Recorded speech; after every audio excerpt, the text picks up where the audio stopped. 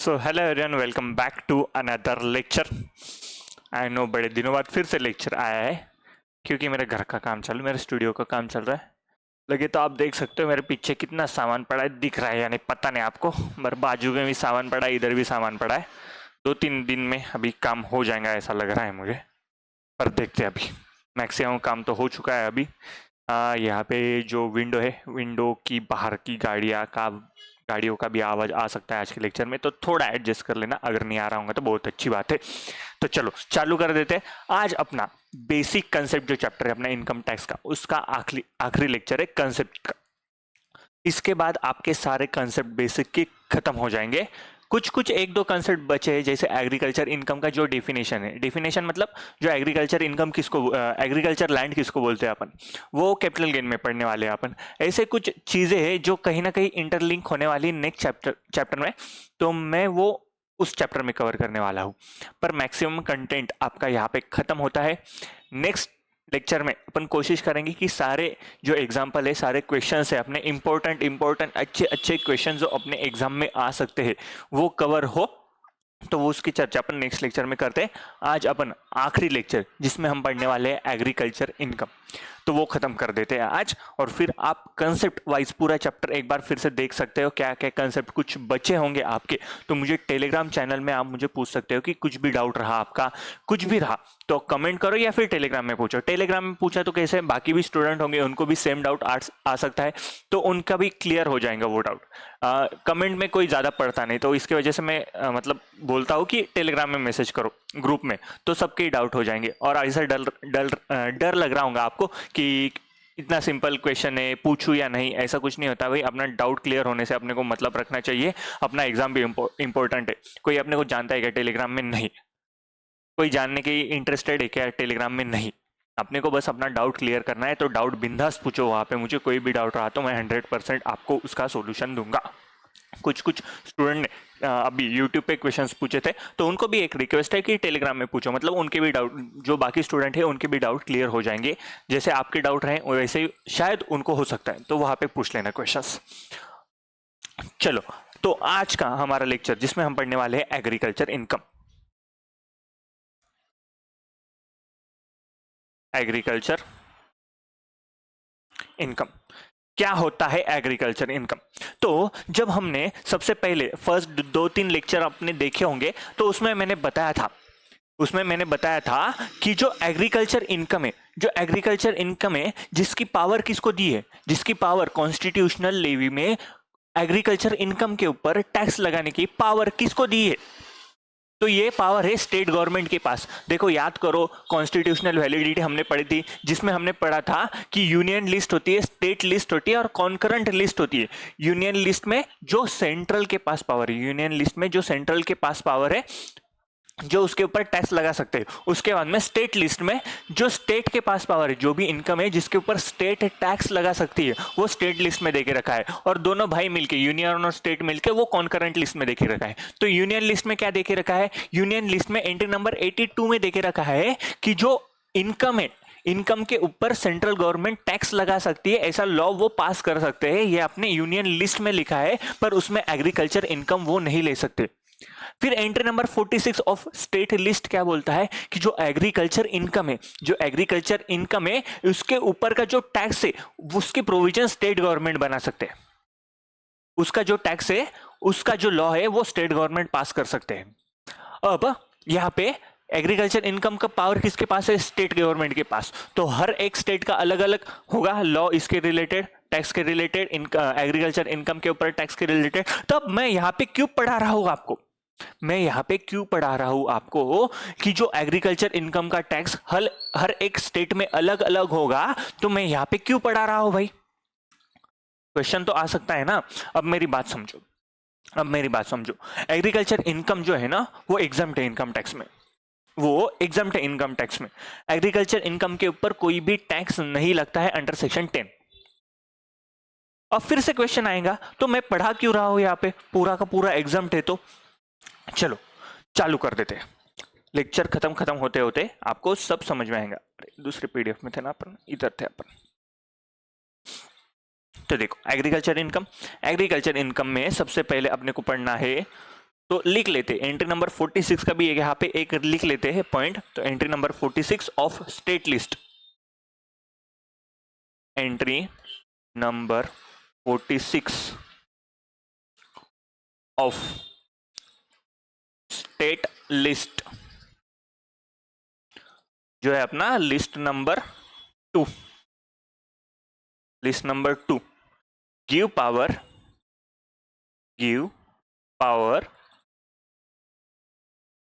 To state government,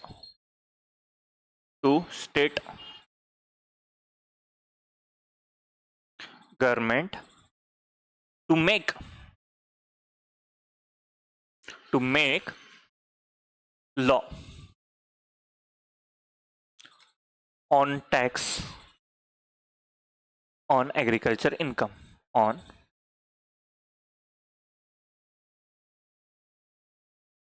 agriculture income। तो देखो entry number 46 में पावर देके रखी है स्टेट गवर्नमेंट को कि एग्रीकल्चर इनकम के ऊपर स्टेट गवर्नमेंट टैक्स लगा सकती है, क्योंकि यूनियन लिस्ट में उसकी पावर नहीं देके रखी है। ओके, तो सेंट्रल के पास कोई भी पावर नहीं है एग्रीकल्चर इनकम के ऊपर टैक्स लगाने के लिए। नेक्स्ट पॉइंट लिखो, एग्री इनकम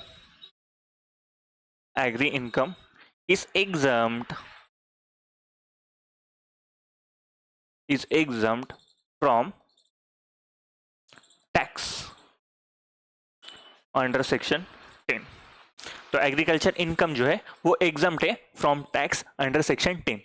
तो सेक्शन नंबर 10 के अंदर अपने को कोई भी टैक्स इन एग्रीकल्चर इनकम के ऊपर नहीं लगने वाला है।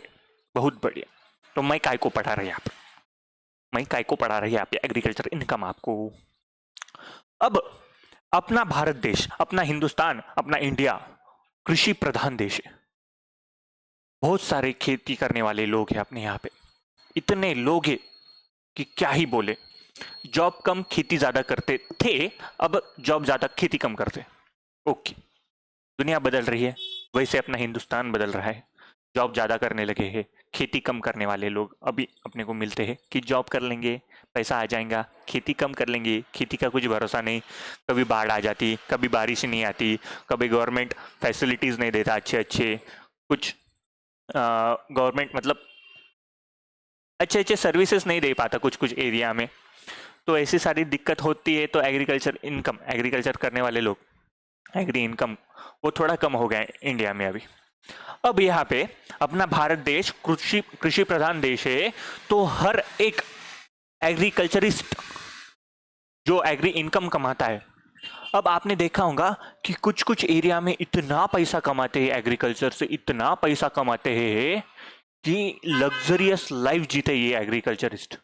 मतलब ये फार्मर लोग इतनी लग्जरी लाइफ जीते हैं ये एग्रीकल्चर इनकम के भरोसे कि क्या ही बोले।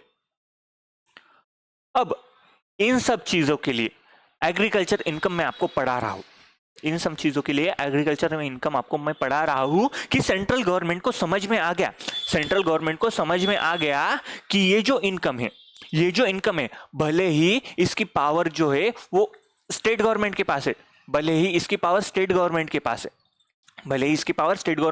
है, पर जो एग्रीकल्चर इनकम है वो कमा के कुछ लोग इतना पैसा कमाने वाले हैं। एक ही सेकंड रुकना।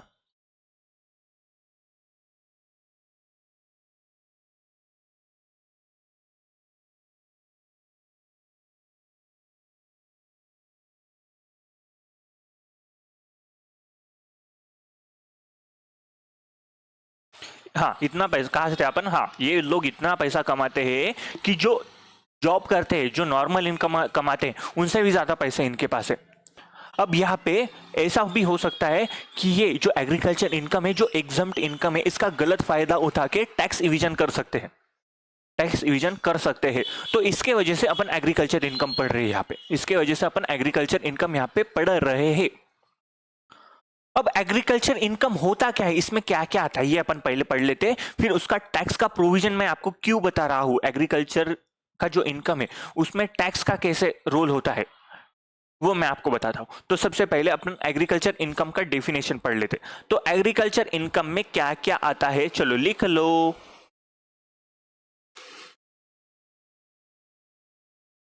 एग्रीकल्चर इनकम में अराइज, एग्रीकल्चर इनकम में अराइज। सबसे पहला मेरी खुद की एग्रीकल्चर लैंड है, मेरी खुद की एग्रीकल्चर लैंड है और मैंने वो रेंट पे देके रखी है, रेंट पे देके रखी है। मतलब कोई और खेती कर रहा है यहाँ पे, कोई और खेती कर रहा है यहाँ पे, पर वो मुझे बस रेंट दे रहा है। मेरा कोई इंटरेस्ट नहीं भाई खेती करने में ना। मैं तो सीए बन गया हूँ, मैं बच्चों को पढ़ाऊंगा, मेरी प्रैक्टिस अच्छे से सेट करूंगा, मैं जॉब करूंगा, मैं इन्फ्लुएंसर बनूंगा, मेरा बिजनेस है। मेरे को एग्रीकल्चर में कोई भी इंटरेस्ट नहीं है, ऐसा मैंने बोला। अब ये जो रेंट मुझे आ रहा है, रेंट मुझे आ रहा है, क्या ये एग्रीकल्चर इनकम है? हाँ, क्योंकि कोई तो है वो लैंड यूज करके वो एग्रीकल्चर पर्पस के लिए यूज कर रहा है वो लैंड, और उसका रेंट मुझे आ रहा है, उसका रेंट मुझे आ रहा है। तो ये जो रेंट आ रहा है एग्रीकल्चर के पर्पस से, तो ये मेरा एग्रीकल्चर इनकम हो जाएगा, एग्रीकल्चर इनकम हो जाएगा। अब ये जो लैंड है ना, ये जो लैंड है, एक लिख लो, लिख लो, इट में बी रेंट और revenue, it may be rent or revenue derived from land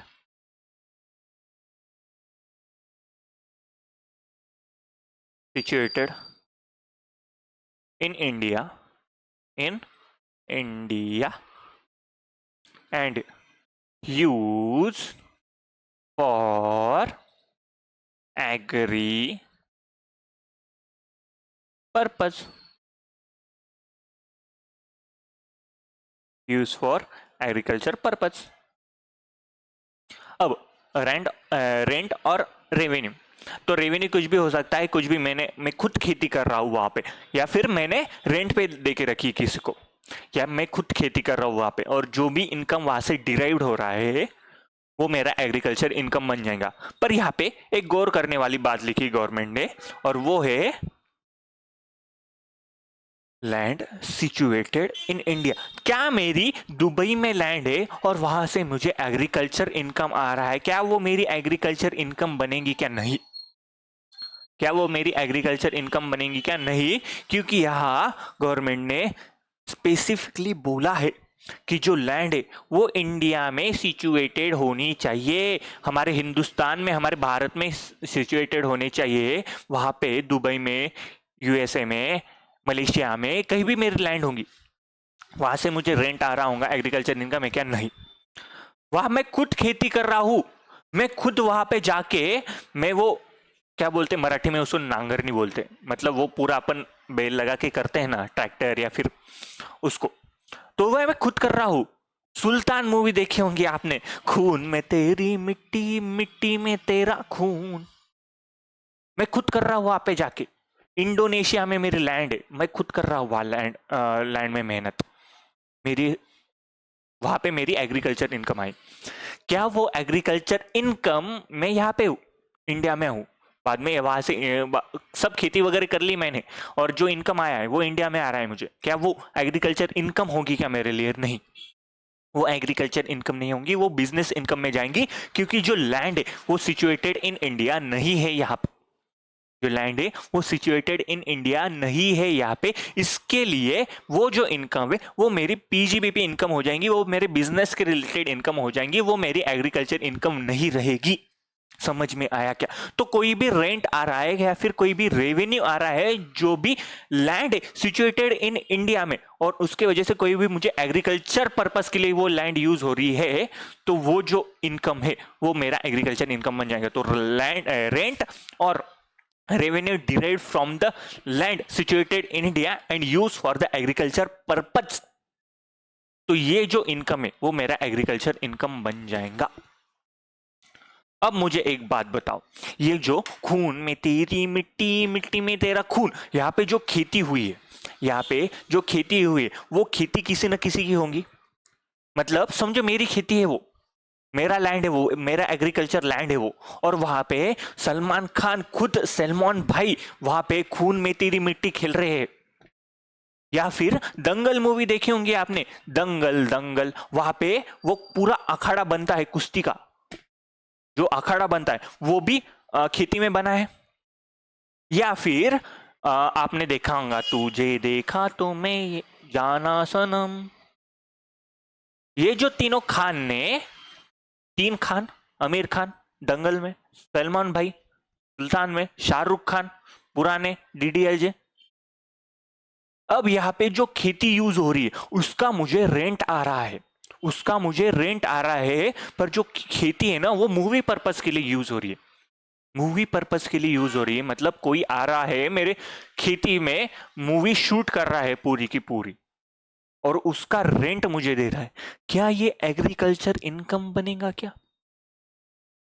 सोचो जरा, क्या ये एग्रीकल्चर इनकम बनेगा क्या? नहीं, क्योंकि ये जो लैंड है वो एग्रीकल्चर पर्पस के लिए नहीं यूज हो रही है। ये जो लैंड है ये एग्रीकल्चर पर्पस के लिए नहीं यूज हो रही है, ये मूवी के लिए यूज हो रही है भाई। तो एग्रीकल्चर इनकम कैसे मानूं मैं इसको? एग्रीकल्चर इनकम कैसे मानूं मैं इसको?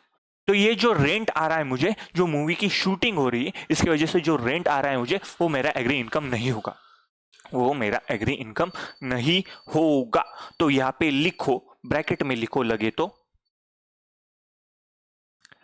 Not include, not include movies, not include movies. तो मूवीज के वजह से, मूवीज जो शूट हो रही उसके वजह से जो भी मुझे रेंट मिल रहा है या फिर कोई भी इनकम डिराइव हो रहा है उसके वजह से, तो वो मेरा एग्रीकल्चर इनकम नहीं होगा। समझ में आया क्या? समझ में आया क्या? जो एग्रीकल्चर लैंड का पॉइंट है वो भी लिख लो, फॉरेन, फॉरेन एग्री लैंड। मैं यहाँ पे शॉर्टकट लिख रहा हूँ, आप एग्रीकल्चर पूरा भी लिख सकते हो, foreign agriculture land and income from, income from from such land, from such land taxable income, taxable रहेगा इनकम, क्योंकि ये एग्जम्प्ट नहीं है, क्योंकि फॉरेन में लैंड है, अपनी लैंड अपनी का है फॉरेन में। अरे युगांडा में खेती है मेरी, वहां से मुझे एग्रीकल्चर इनकम आ रहा है, क्या ये मैं वो एग्रीकल्चर इनकम मानूंगा क्या? नहीं, वो मुझे पीजीबीपी में लेना पड़ेगा, पीजीबीपी में लेना पड़ेगा, क्योंकि वो बिजनेस का इनकम है मेरा, क्योंकि लैंड सिचुएटेड इन इंडिया नहीं है, लैंड सिचुएटेड इन इंडिया नहीं है। अब क्या हुआ, मैंने जो लैंड है ना वो किसी को रेंट पे दे के रखी है, मैंने लैंड किसी को रेंट पे दे के रखी, और वो पर्सन ने फिर से वो लैंड किसी और को रेंट पे दे के रखी है। मतलब लीज हो गया, लीज का सब लीज हो गया, टेनेंट आ गया, टेनेंट का सब टेनेंट आ गया है, बच्चा हो गया, बच्चे का पोता हो गया है। समझ में आया क्या? अब ये जो टेनेंट है, ये जो टेनेंट है ये मुझे पैसे दे रहा है, सब टेनेंट टेनेंट को पैसे दे रहा है, ये जो टेनेंट है टेनेंट मुझे पैसे दे रहा है, सब टेनेंट टेनेंट को पैसा दे रहा है। तो क्या ये एग्रीकल्चर इनकम हो जाएंगी क्या मेरे लिए और वो टेनेंट के लिए? क्या वो रेंट एग्रीकल्चर इनकम हो जाएगा क्या वो टेनेंट के लिए, और मैं ओनर हूं मेरे लिए भी? तो आंसर है यस। अरे सर पर उसको तो सबलीज कर दी उसने, उसने खुद आगे रेंट पे दे के रखी है। हाँ पता है मुझे, आप ओनर हो, आपको रेंट मिल रहा है, तो आपके लिए एग्रीकल्चर इनकम होना। हाँ, वो टेनेंट है, वो तो खुद रेंट पे लेके रखा है और उसको कहीं और से रेंट इनकम आ रहा है। हाँ, लैंड एग्रीकल्चर पर्पस के लिए यूज हो रही है कि ये इंपॉर्टेंट है यहाँ पे। तो लैंड अगर एग्रीकल्चर पर्पस के लिए यूज हो रही होंगी, तो टेनेंट को भी जो रेंट मिल रहा है वो भी एग्रीकल्चर इनकम हो जाएगा उसके लिए, मुझे जो रेंट मिल रहा है वो भी एग्रीकल्चर इनकम हो जाएगा मेरे लिए। तो यहाँ पे ओनरशिप जो है मैटर नहीं करती, ओनरशिप मैटर नहीं करती, पर रेंट जो रिसीव्ड हो रहा है वो जो पर्पस है उसका वो एग्रीकल्चर इनकम का रहा, मतलब एग्रीकल्चर पर्पस के लिए वो लैंड यूज हो रही होंगी, तो जो भी इनकम आ रहा है मुझे रेंट का वो एग्रीकल्चर इनकम माना जाएगा। तो यहां पे लिखो, फिर से लिखो, ओनरशिप, ओनरशिप डजंट मैटर, अरे ओनरशिप डजंट मैटर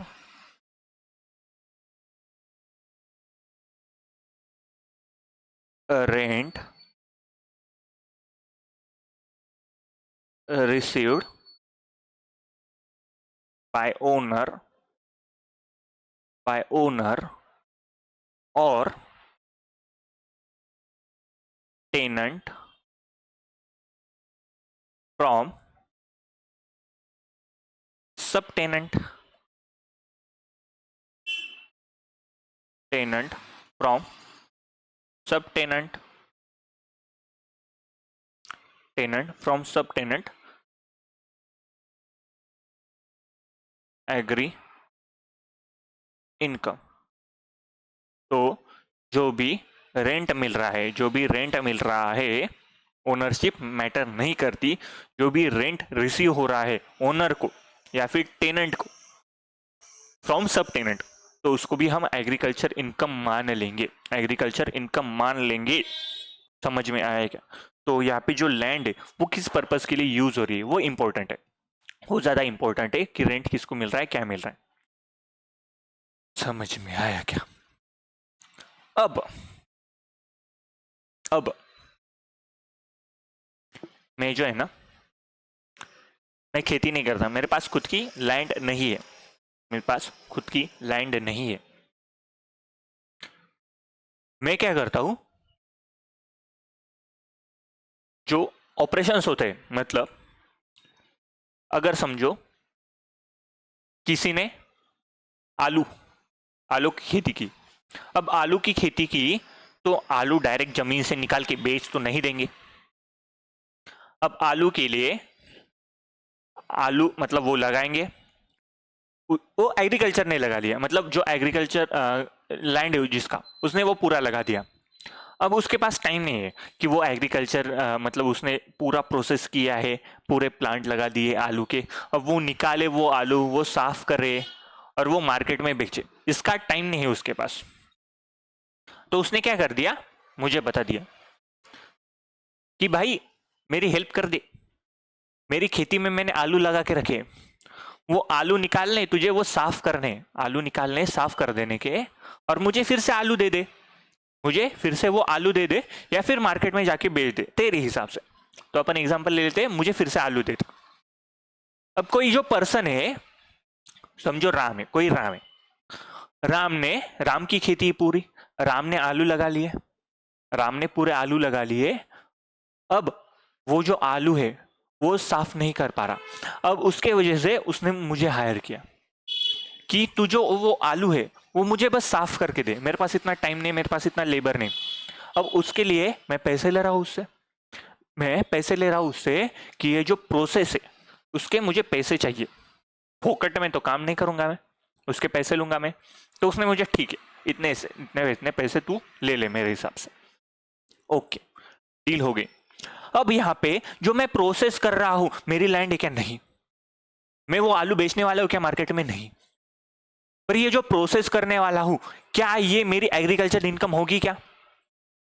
अरे सोचो जरा, क्या ये मेरी एग्रीकल्चर इनकम होगी क्या? हाँ। अरे सर पर आपकी लैंड नहीं है, हाँ। अरे सर पर आपने आलू लगाया भी नहीं, हाँ। अरे सर पर आपने कुछ भी नहीं किया, हाँ। एग्रीकल्चर इनकम है, हाँ।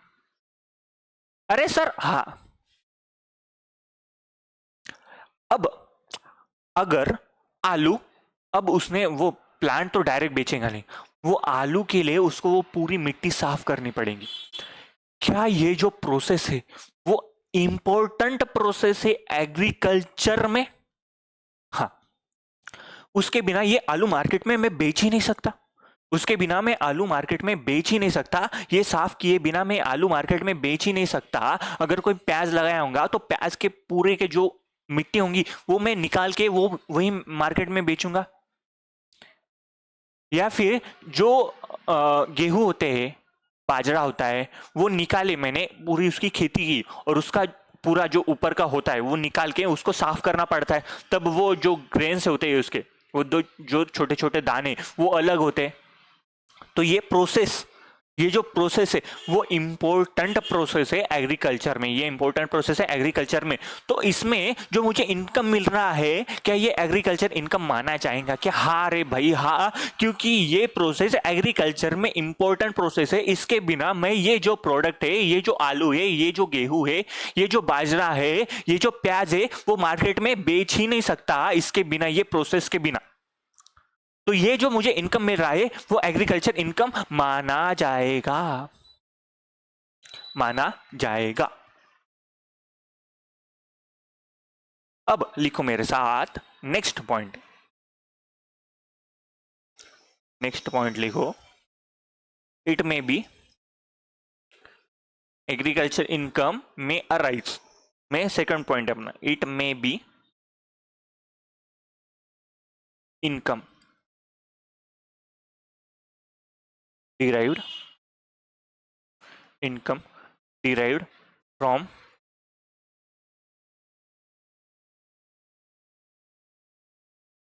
तो चलो कहाँ पे थे अपन, थोड़ा वो काम चल रहा है तो लोग आए थे, तो चलो चालू कर देते फिर से, इसलिए ज़्यादा लेक्चर रिकॉर्ड नहीं हो रही है, कोई ना कोई आ रहा है, कोई ना कोई जा रहा है, तो चलता है अभी। तो चलो, it may be income derived from such land,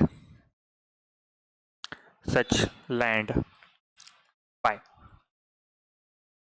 सबसे पहले, सबसे पहले क्या है? एग्रीकल्चर। तो एग्रीकल्चर से जो भी इनकम आने वाला है मैंने बताया आपको। तो देखो, रेंट और revenue derived from the land situated in India use for the agriculture purpose. तो कोई भी रेंट रहा, कोई भी रेवेन्यू रहा, जो लैंड है सिचुएटेड इन इंडिया है और उसका पर्पस जो है वो एग्रीकल्चर है और उसके वजह से अपने को पैसा मिल रहा है, तो अपना एग्रीकल्चर इनकम हो जाएगा। अब जो इनकम आ रहा है, जो इनकम आ रहा है वो एग्रीकल्चर से आ रहा है, एग्रीकल्चर। तो एग्रीकल्चर में कौन से आने वाले हैं? सबसे पहला अपना आने वाले basic operations, basic operation. Basic operation मतलब अपन अनाज, मतलब जो सीड्स होते हैं वो, उसकी सोइंग करने की बेसिक ऑपरेशन, उसके प्रॉपरली उसका ध्यान रखने का, उसको पानी डालने का, इरिगेशन प्रॉपर यूज़ करने का, ड्रिप इरिगेशन, स्प्रिंकलर इरिगेशन, ये सारे टाइप होते हैं उसमें के, तो वो ठीक से यूज़ करने के बेसिक ऑपरेशन। इसके सिवा खेती कर ही नहीं सकते अपन, इसके सिवा खेती कर ही नहीं सकते अपन। उसी के साथ साथ अपने को subsequent operation, subsequent operations only when taken in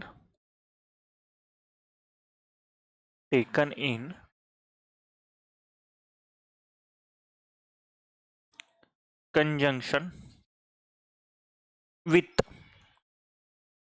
and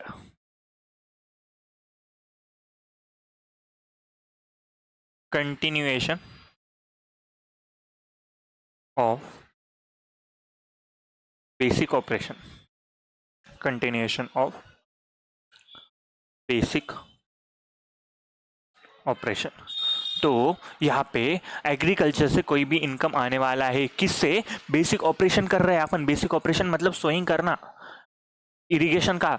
उसी के साथ साथ कुछ सब्सिक्वेंट ऑपरेशन के वजह से, सब्सिक्वेंट ऑपरेशन मतलब जो मैंने बताया आपको कि आलू की मिट्टी निकाल लेना, प्याज की मिट्टी निकाल लेना, या फिर जो ग्रेन होते हैं उसको पूरा वो निकाल के उसको झटकना पड़ता है ऐसे जोर जोर से, तब उसके ग्रेन अलग होते हैं। ये सारी चीज़ें ये सब्सिक्वेंट ऑपरेशंस में आती है only when it's take is taken in conjunction and continuation of the basic operation, मतलब इसके सिवा खेती कर ही नहीं सकते अपन, तो इसको भी अपने को एग्रीकल्चर इनकम में कंसिडर करना पड़ेगा। एग्रीकल्चर इनकम में इसको अपने को कंसिडर करना पड़ेगा। तो भी जो भी इनकम आने वाली है एग्रीकल्चर से, बेसिक ऑपरेशन या फिर कोई भी सब्सिक्वेंट ऑपरेशन कंडक्ट करके जो भी इनकम आने वाली अपने को, वो अपन एग्रीकल्चर इनकम में उसको अपन कंसिडर करेंगे।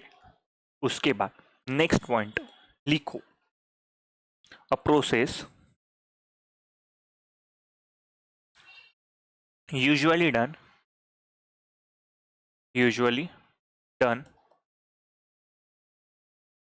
by cultivator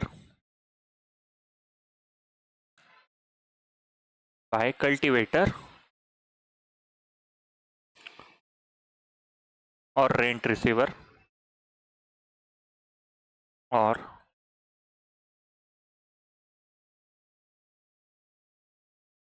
rent receiver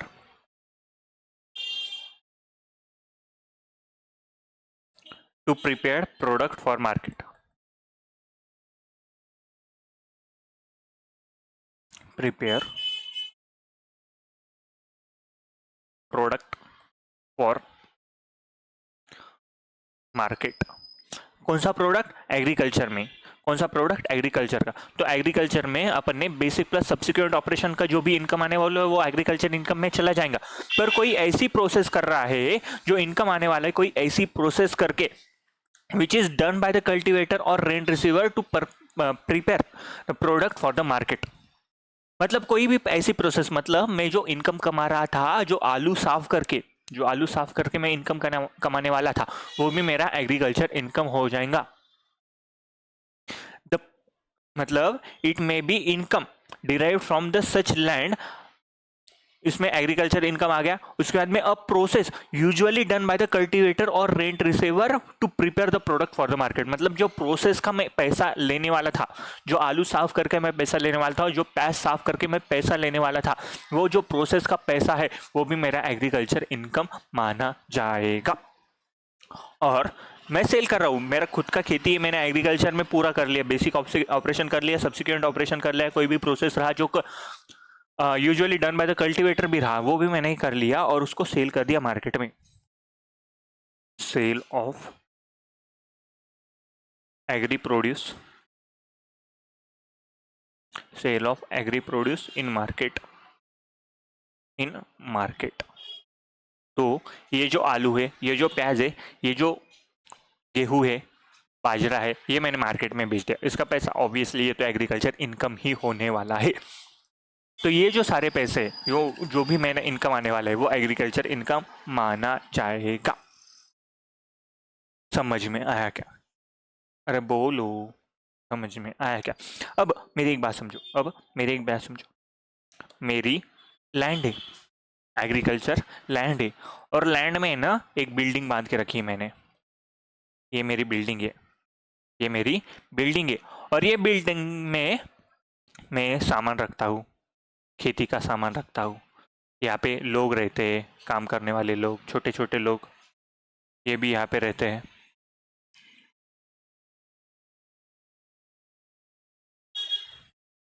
ये लोग यहाँ पे रहते हैं। अब इसका है ना, मुझे रेंट आ रहा है, या फिर ये इक्विपमेंट स्टोर करके मुझे कुछ पैसे आने वाले हैं, रेंट आने वाले हैं स्पेशली। तो इससे जो पैसा आने वाला है, क्या मेरा एग्रीकल्चर इनकम रहेगा क्या? इससे जो पैसे आने वाले हैं, जो बिल्डिंग है, जो एग्रीकल्चर लैंड में सिचुएटेड है, उसका मुझे पैसा आने वाला है, तो ये क्या एग्रीकल्चर इनकम माना जाएगा क्या? हाँ, क्योंकि ये जो बिल्डिंग है ना, ये एग्रीकल्चर लैंड में सिचुएटेड है, एग्रीकल्चर लैंड में सिचुएटेड है, एग्रीकल्चर लैंड में सिचुएटेड है, एग्रीकल्चर लैंड में सिचुएटेड है, एग्रीकल्चर लैंड में सिचुएटेड है। तो इसका जो भी पैसा आने वाला है उसको मुझे एग्रीकल्चर इनकम ट्रीट करना पड़ेगा, उसको मैं एग्रीकल्चर इनकम बोलूंगा। तो लिखो लास्ट पॉइंट अपना, income may be derived, income may be derived income may be derived from any form building required for agriculture purpose from any, ये निकाल दो, बिल्डिंग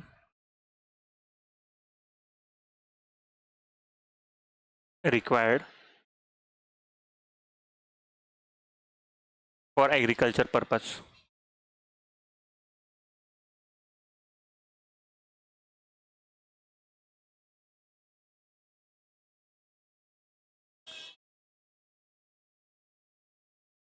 एग्रीकल्चर पर्पज की जगह है ना एग्रीकल्चर ऑपरेशन कर दो, ऑपरेशन,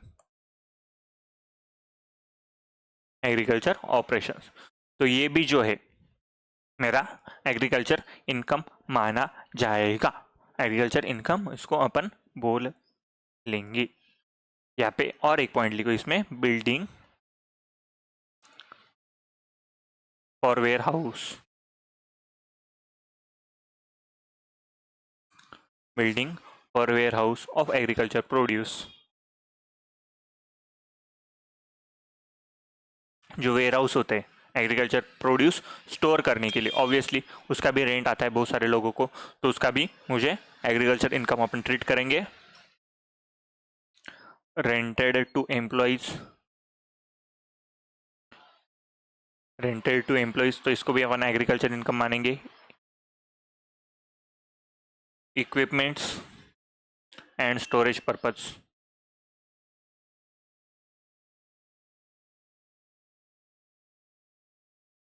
तो इसको भी अपन एग्रीकल्चर इनकम मान लेंगे।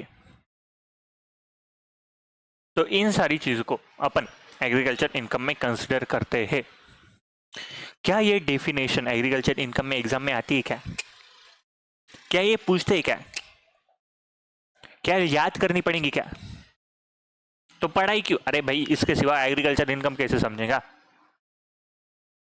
तो इसको याद करने की जरूरत नहीं है, पर इसमें कुछ चीजें जो याद रखो। मतलब देखो, basic operation, subsequent operation, building, मतलब जो लैंड है जो पर्पस के लिए यूज कर रहे हैं बिल्डिंग, ये बस चीजें अपने को याद रखनी है कि एग्रीकल्चर इनकम में 3 पॉइंट देके रखे। सबसे पहला क्या है? Rent and revenue derived from the land situated in India and use for the agriculture purpose. Second क्या है? इनकम डिराइव्ड फ्रॉम एग्रीकल्चर और द प्रोसेस और the sale of agriculture produce.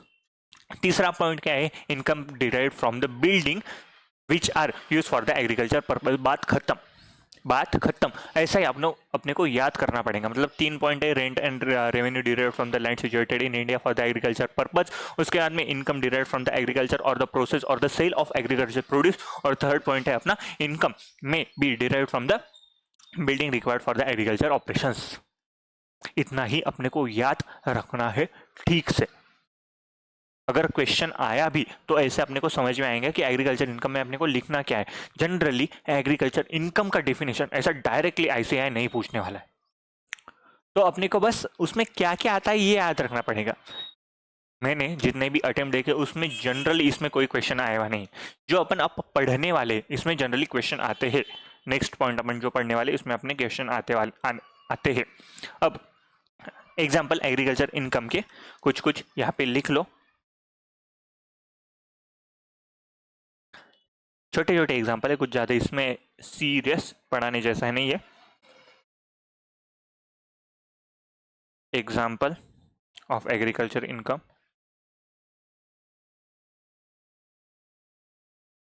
Agriculture income, example of agriculture income.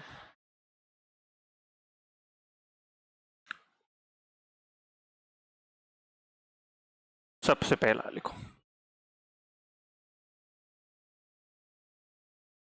Saplings, saplings पौधे छोटे छोटे, और seedlings, seedlings और saplings grown in nursery, grown in nursery. तो नर्सरी में जो सीडलिंग सैपलिंग्स होते हैं वो बेच के कोई पैसा कमा रहा है, तो वो एग्रीकल्चर इनकम होगी क्या? हाँ, उसको अपन एग्रीकल्चर इनकम बोलेंगे। तो यहाँ पे डैश करके लिख लो एग्री इनकम। तो इससे भी कोई पैसा आ रहा है अपने पास सैपलिंग और सीडलिंग से, तो उसको अपन एग्रीकल्चर इनकम बोलेंगे। उसके बाद में grown of flowers and creepers। तो पेड़ पौधे फूल, इससे कुछ पैसा कमा रहे हैं अपन। अपन ने खुद ग्रोन किए हैं, ग्रोन याद रखो भाई, ग्रोन याद रखो, इससे कुछ पैसा कमाया अपन ने। एग्रीकल्चर इनकम रहेगा क्या? Agri income, agri income.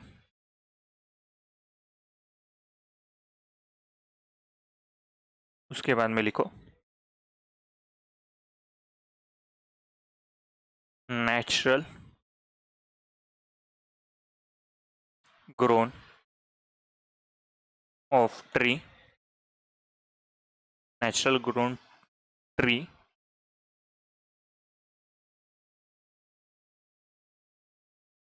Eight its sale in market. मतलब जो पेड़ है वो खुद से बढ़ा है, अपन ने मेहनत नहीं की है उसके लिए, खुद लगाया नहीं है, खुद लगाया नहीं है, नेचुरल ग्रोन है, natural grown tree and its sale in the market. क्या ये एग्रीकल्चर इनकम होगा क्या? नहीं। अपन ने उसके लिए मेहनत ली है क्या? नहीं। अपन ने सोइंग की है क्या? नहीं। पानी दिया है क्या उसको? नहीं। कुछ किया है क्या मेहनत उसके लिए? नहीं। तो ये जो नेचुरली ग्रोन ट्री है उसका जो पैसे आने वाला है, तो ये एग्रीकल्चर इनकम रहेगा क्या? Not agri income, not agri income. उसके बाद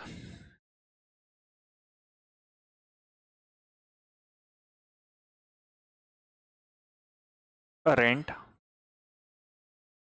फ्रॉम लैंड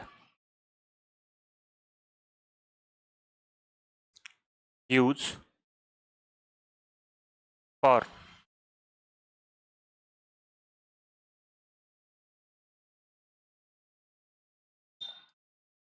चरने के लिए, किसको? गाय को, भैंस को चरने के लिए अपन ने रेंट कलेक्ट किया है। कैटल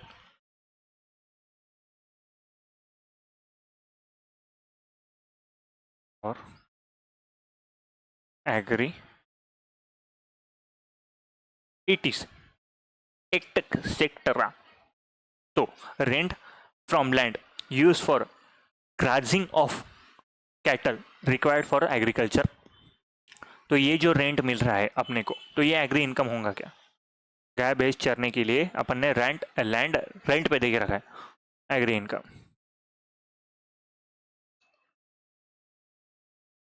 इसको अपन एग्री इनकम मान लेंगे। अब मुझे एक बात बताओ, मैं ना मैं खुद, मैं स्वयं एक कंपनी में इन्वेस्ट किया, एक कंपनी में इन्वेस्ट किया, और कंपनी में इन्वेस्ट करके मुझे वो कंपनी है ना डिविडेंड देने वाली है, कंपनी मुझे डिविडेंड देने वाली है। और वो जो कंपनी है ना वो प्योरली एग्रीकल्चर में काम करती है। मतलब उनके खुद के सीड है, वो खुद सोइंग करती है, खुद उसको ग्रोन करती है और मार्केट में बेचती है। वो मुझे कंपनी जो है वो मुझे डिविडेंड देने वाली है। क्या ये जो डिविडेंड मिल रहा है मुझे, क्या वो मेरा एग्रीकल्चर इनकम है क्या? नहीं। डिविडेंड कोई भी कंपनी से आया हो वो हमेशा अपना अदर सोर्सेज इनकम ही रहेगा, अदर सोर्सेस में ही इसको कंसिडर करना पड़ेगा। तो डिविडेंड, जो भी डिविडेंड से इनकम आया है आपने, और वो कंपनी एग्रीकल्चर में काम करती है, पूरी 100% एग्रीकल्चर में काम करती है, और उसके वजह से अपने को वहां पे डिविडेंड, अच्छा खासा डिविडेंड मिल रहा है, तो ये जो डिविडेंड है क्या अपना एग्रीकल्चर इनकम माना जाएगा क्या? नहीं। इसको अपन एग्रीकल्चर इनकम कंसिडर नहीं करेंगे। तो dividend, dividend from company whose entire income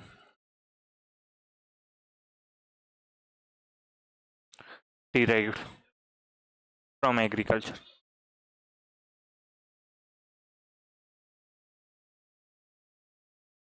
agriculture. तो ये मेरा एग्रीकल्चर इनकम रहेगा क्या? Not agri income. इसको अपन एग्री इनकम कंसीडर नहीं करेंगे।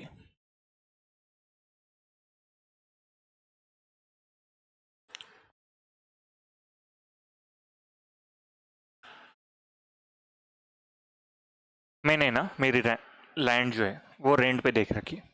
मैंने मेरी लैंड रेंट पे देख रखी है और उससे मुझे रेंट आने वाला है। अब भाई साहब उसने रेंट ही नहीं दिया मुझे, उसने रेंट ही नहीं दिया मुझे और मैंने उसके ऊपर इंटरेस्ट लगा दिया उसको।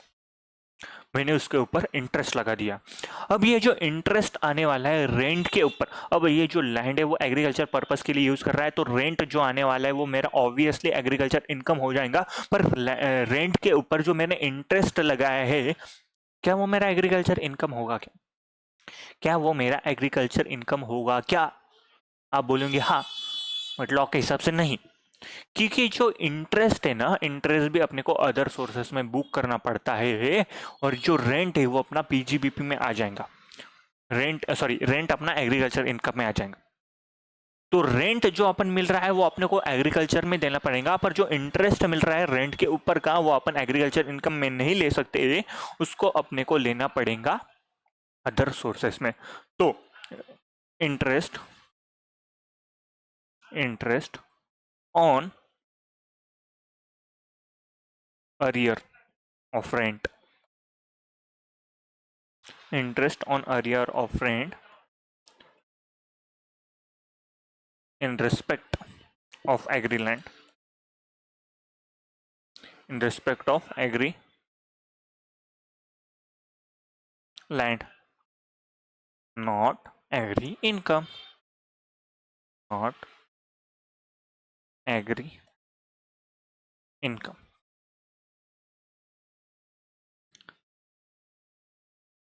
समझ में आया क्या?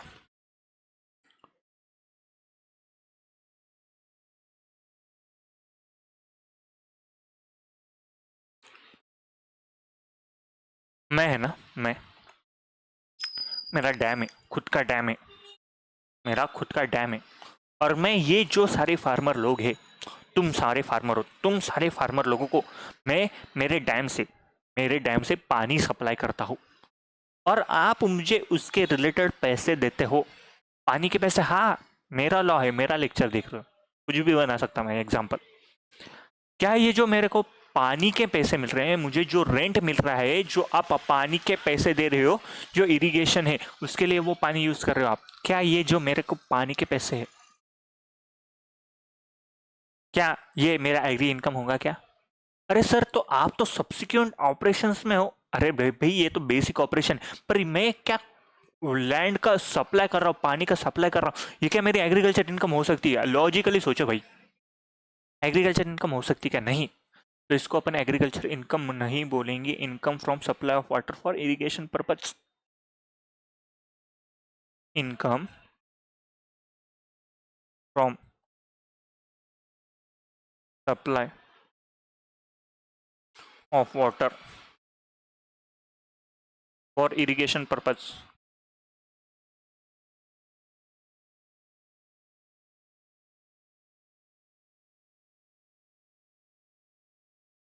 For irrigation purpose. तो क्या अपना एग्रीकल्चर इनकम होगा क्या? नहीं, not agri income, not agri income. तो ये अपना एग्रीकल्चर इनकम नहीं रहेगा। समझ में आया क्या? तो एग्रीकल्चर इनकम की डेफिनेशन समझ में आ गई। उसके बाद में कुछ एग्जांपल लिए, कौन सा एग्रीकल्चर इनकम रहेगा, कौन सा एग्रीकल्चर इनकम नहीं रहेगा, ये भी अपने को समझ में आ गया है। चलो अब आगे बढ़ते हैं अपन लेक्चर में। अब एग्रीकल्चर इनकम समझ में आएगी, कौन सा एग्रीकल्चर इनकम हो गया है। अब मैंने ना एग्रीकल्चर इनकम कमाने का सोचा है।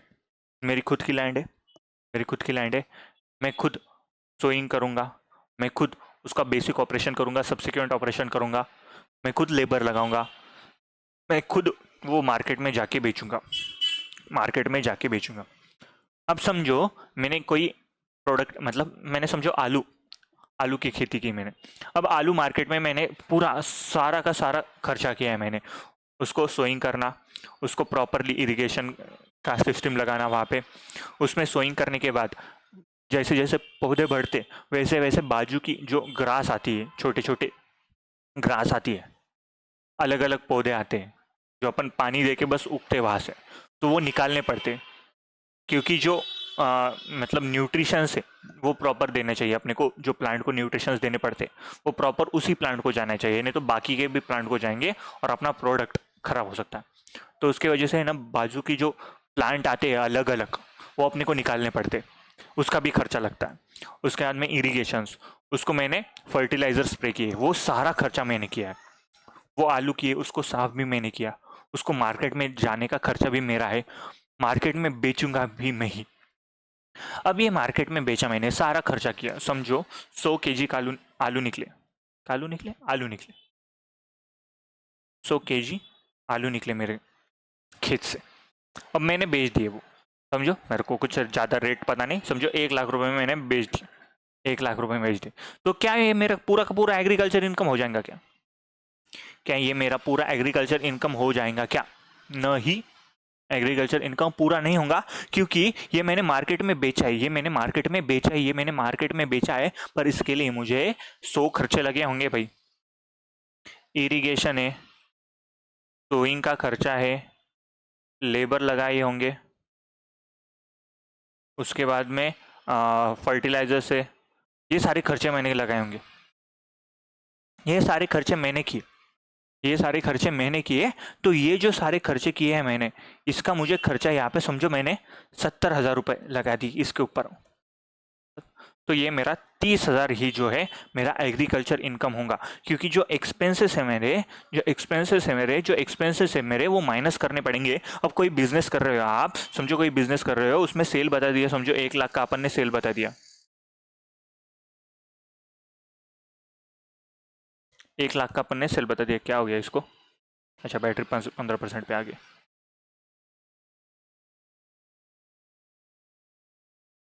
कहाँ गया बैटरी सवर? हाँ चलो, 1 लाख का मैंने सेल कर दिया, और उसके ऊपर मेरा परचेस रहा, समझो 30,000 का मेरा परचेस है, 10,000 के मेरे डायरेक्ट एक्सपेंसेस है, और इनडायरेक्ट एक्सपेंसेस कुछ रहे, समझो हो गया इसको। अरे यार, 1 मिनट रुकना ज़रा, कुछ तो दिक्कत आ गई समझो। चलो टैबलेट में ऐसे ही मैं आपको एक्सप्लेन कर देता हूँ थोड़ा।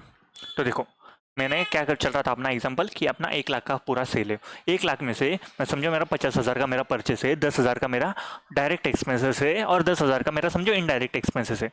तो 50,000 मेरा इससे हो गया, परचेस हो गया, प्लस 10,000 मेरा डायरेक्ट एक्सपेंसेस हो गया 60,000, और प्लस 10,000 मेरा इनडायरेक्ट एक्सपेंसेस हो गया तो 70,000। तो मेरा नेट प्रॉफिट कितना हुआ? तो नेट प्रॉफिट मेरा यहाँ पे रहा 30,000। 1 लाख का अपना सेल परचेस, मतलब क्रेडिट साइड में अपने को 1 लाख रुपए दिखेगा, डेबिट साइड में अपने को परचेस दिखेगा 50,000, 10,000 का डायरेक्ट एक्सपेंसेस दिखेगा, 10,000 का इनडायरेक्ट एक्सपेंसेस दिखेगा। तो मेरा नेट प्रॉफिट कितना रहेगा? आखिरी में नेट प्रॉफिट अपना रहेगा 30,000 रुपीज, 30,000 रुपीज अपना नेट प्रॉफिट रहेगा। जब जब मैं एग्रीकल्चर इनकम कमा रहा हूँ, तो मैंने जो मार्केट में बेच दिया वो सारा का सारा मेरा एग्रीकल्चर इनकम तो नहीं रहेगा। आप बोलोगे मैंने कल्टीवेशन के लिए बहुत सारा पैसा लगाया है, कल्टीवेशन के लिए बहुत सारा मैंने पैसा लगाया है, तो ये जो कल्टीवेशन के लिए मैंने बहुत सारा पैसा लगाया है वो मुझे माइनस करना पड़ेगा, वो मुझे माइनस करना पड़ेगा।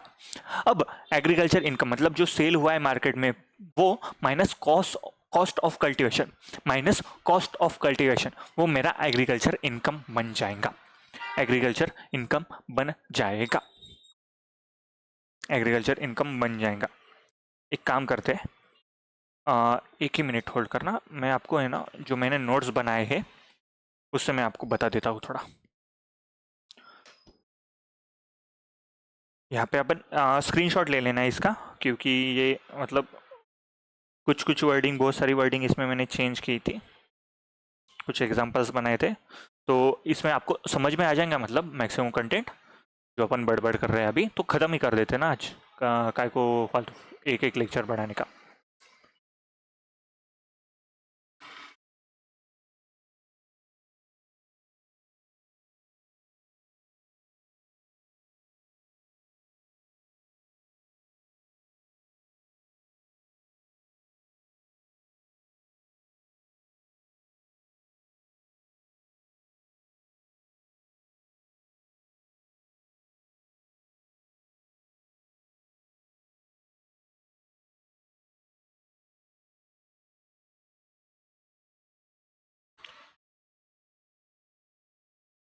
बहुत बढ़िया, चलो इससे अपन समझ लेते हैं अभी।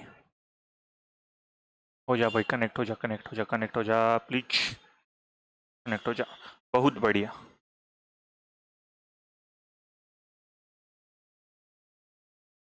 बहुत बढ़िया। तो देखो यहाँ पे देखो, अब मेरी बात समझो। यहाँ पे जो मेरा सेल ऑफ रॉ मटेरियल है, सेल ऑफ रॉ फॉर्म, तो यहाँ पे अब ये पेन चलता नहीं है इस पे, तो सेल ऑफ रॉ फॉर्म रहा, इसको फुल स्क्रीन कर लेते हैं अपन। अब यहाँ पे सेल कर दिया मैंने, सेल कर दिया मैंने, और सेल में से मैंने कॉस्ट ऑफ कल्टीवेशन यहाँ पे माइनस कर लिया, कॉस्ट ऑफ कल्टीवेशन यहाँ पे मैंने माइनस कर लिया। ये आ जाएगा अपना एग्रीकल्चर इनकम, ये आ जाएगा अपना एग्रीकल्चर इनकम। अब मेरी बात समझो, अब मेरी बात समझो। अब है ना, मैंने क्या बनाते, शुगर केन, गन्ना। अब मैंने खेत में, मेरी शुगर केन की खेती है, अब शुगर केन की खेती है मेरी, शुगर केन की खेती है मेरी। अब ये शुगर केन मैंने मतलब उसका बेसिक ऑपरेशन, सब्सिक्वेंट ऑपरेशन सब कर लिया मैंने। अब मतलब समझो मेरा 100 टन मेरा गन्ना प्रोड्यूस हुआ मेरी खेती में से, 100 टन मेरा गन्ना प्रोड्यूस हुआ खेती में से। अब मैं हाथ से लिखने की कोशिश करता हूँ, मुझे पता है मुझे हाथ से नहीं लिखा जाएगा इस पे, पर कोशिश करते हैं एक बार।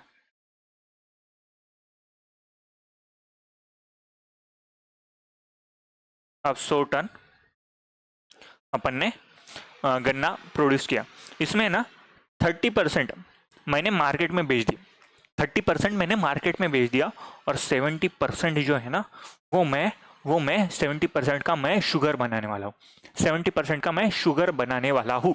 अब ये जो 30% मार्केट में बेच दिया ना मैंने, 30% मार्केट में बेच दिया ना मैंने, ये समझो 10 लाख रुपए का बेच दिया, ये समझो मैंने 10 लाख रुपए का बेच दिया, 10 लाख रुपए का बेच दिया। इसमें मेरा कॉस्ट ऑफ कल्टीवेशन मेरे को माइनस कर देना पड़ेगा। टोटल कॉस्ट ऑफ कल्टीवेशन समझो मेरा रहा,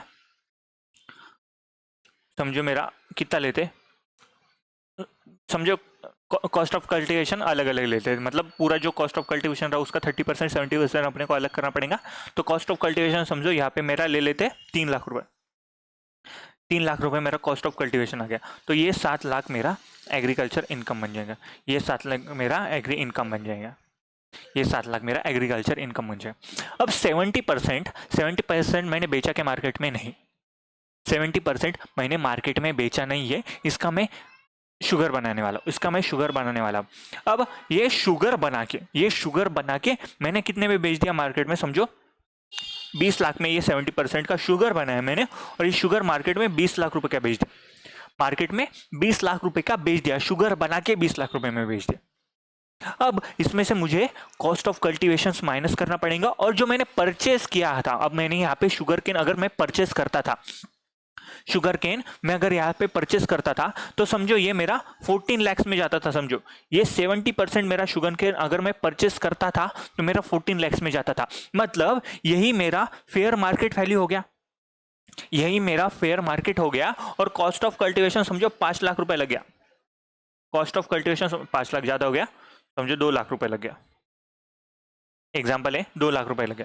तो यहाँ पे मेरा 4 लाख रुपए ये मेरा पीजीबीपी बन जाएगा, पीजीबीपी बन जाएगा, क्योंकि मैं एग्रीकल्चर इनकम, जो एग्री इनकम आने वाले वो एग्रीकल्चर इनकम आने वाले हैं। यहाँ पे मैं शुगर बना के बेच रहा हूँ, शुगर बना के बेच रहा हूँ, तो फेयर मार्केट वैल्यू जो है वो मेरा परचेस कॉस्ट बन जाएगा, फेयर मार्केट वैल्यू मेरा परचेस कॉस्ट बन जाएगा, वो मुझे माइनस कर देना पड़ेगा, और कॉस्ट ऑफ कल्टीवेशन भी मुझे माइनस कर देना पड़ेगा, जो भी बचा है वो मेरा पीजीबीपी बन जाएगा, profit and gain from business और प्रोफेशन। समझ में आएगा? तो यहाँ पे देखो, यहाँ पे मैंने क्या लिखा है, यहाँ पे मैंने क्या लिखा है, तो देखो एग्रीकल्चर इनकम, अगर देखो agriculture produce sale after optional process, sale after optional process, sale after optional process. तो एग्रीकल्चर इनकम मेरा क्या आ जाएगा, एग्रीकल्चर इनकम मेरा क्या आ जाएगा, agri income, agri income, agri income, उसमें fair market value, fair market value मतलब मैंने जो बेचा है मार्केट में, फेयर मार्केट वैल्यू जिसमें मैंने बेचा है उसमें से मेरा कॉस्ट ऑफ कल्टीवेशन माइनस हो जाएगा, कॉस्ट ऑफ कल्टीवेशन मेरा माइनस हो जाएगा और मेरा एग्रीकल्चर इनकम यहाँ पे आ जाएगा, एग्रीकल्चर इनकम मेरा यहाँ पे आ जाएगा। अब मैंने गन्ने का, शुगर केन का मैंने शुगर बनाया है, शुगर बनाया और वो 20 लाख रुपए में मार्केट में बेच दिया, 20 लाख रुपए में मार्केट में बेच दिया।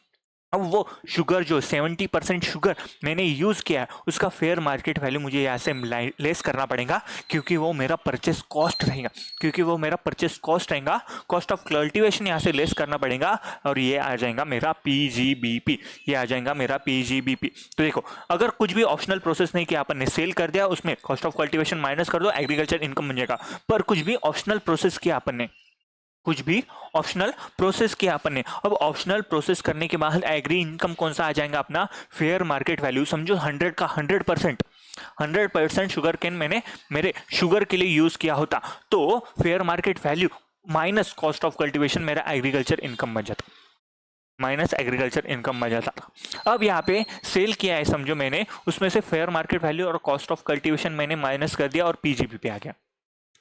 अब बात समझो, अब बात समझो, अगर मैंने 100% यूज किया होता तो मैं ये करता ही नहीं, मैं सीधा ये कर लेता, sale minus fair market value of the sugarcane minus cost of production,